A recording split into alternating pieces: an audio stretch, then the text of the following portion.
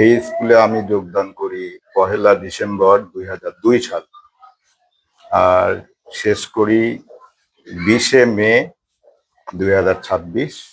মাঝে 23 বছর 5 মাস 20 দিন।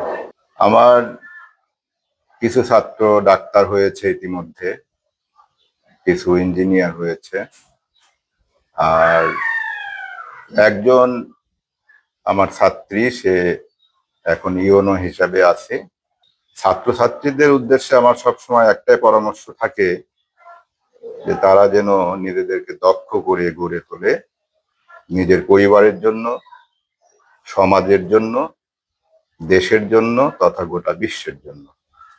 এবং আমি বরাবর ছাত্রদেরকে এই পরামর্শ দিয়ে থাকি যে শুধু ডিগ্রি নয়, তারা যেন মানুষ হয়, মনুষ্যত্ব সম্পন্ন মানুষ হয়, এবং তারা যেন নিজের পরিবারের, সমাজের, দেশের, বিশ্বের জন্য কাজ করে। একদল মানুষ পৃথিবীতে আসে, তারা কিছু রেখে যায়, পরবর্তীতে আর এক দল আসে, তারা তাদের রেখে যাওয়া সঙ্গে নিজের যোগ্যতার ভিত্তিতে তারা সে প্রতিষ্ঠানকে এগিয়ে নিয়ে যায়। ভালো লাগছে যে আমি আমার দীর্ঘ কর্মজীবন শেষ করতে পেরেছি। স্যারের অভাব কোনোদিন পূরণ করার মতো না, অপূরণীয় থেকে যাবে সারা জীবন। স্কুলের এই উন্নতির পিছনে স্যারের অবদান সবচেয়ে বেশি। সবকিছুতে সবাইকে অ্যাপ্রিসিয়েট করতো সবকিছু করার জন্য, যে যেটাতে এক্সপার্ট তাকে অনুপ্রাণিত করতো। যথেষ্ট ভালো। ওনার মতো শিক্ষক আসলে আমরা যে এতদিন আমরা ওনার সহচার যে আমরা ছিলাম, এটা সত্যি ভাগ্যের ব্যাপার। আর উনি এত বন্ধুসুলভ আচরণ এবং সবাইকে একটা অভিভাবকের মতো ছিলেন তিনি। মানে উনি তার দায়িত্ব সম্পর্কে খুব সচেতন ছিলেন এবং সময় মতো আসছেন, প্রতিষ্ঠানে উন্নয়নের জন্য যথেষ্ট চেষ্টা করছেন। আলহামদুলিল্লাহ, তিনি অনেক ভালো ছিলেন, ভদ্র। ওনার নামের সঙ্গে ওনার কর্মে কিন্তু অনেক মিল আছে। হ্যাঁ, এবং উনি ছিলেন নিষ্ঠাবান শিক্ষার্থী। তার যে জ্ঞানের আলোক শিখা, এটা চিরদিন আমাদের আলোকিত করবে। তার মেধা, দক্ষতা, শৃঙ্খলা এবং অসাধারণ দিক নির্দেশনের মাধ্যমে বর্তমান বিদ্যালয়টি এক অনন্য উচ্চতায় পৌঁছে দিয়েছেন। যে দালানগুলো আজ আছে,